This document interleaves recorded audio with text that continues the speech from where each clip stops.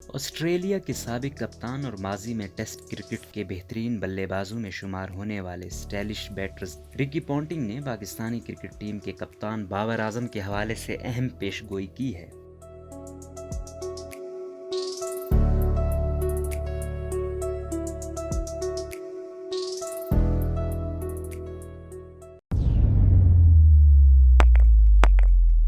रोजनामा कुदरत की वीडियो देखने के लिए अभी YouTube चैनल पर सब्सक्राइब करें और बेल आइकन पर भी क्लिक करें। क्रिकेट वेबसाइट क्रिक इन्फो के मुताबिक रिकी पॉन्टिंग ने अपने एक बयान में कहा कि मैं पहले भी कह चुका हूं कि बाबर आजम के लिए तरक्की की कोई हद नहीं है, ये सिर्फ वक्त की बात है। मैं पहले भी समझता था कि बाबर या तो टेस्ट का नंबर 1 बैटर बनेगा या फिर यकीनी तौर पर इस नंबर को चैलेंज करेगा। ख्याल रहे कि बाबर आजम इस वक्त T20 और वनडे में नंबर 1 पर हैं, जबकि टेस्ट रैंकिंग में उनका नंबर 9वां और उनकी रेटिंग पॉइंट्स की तादाद 750 है।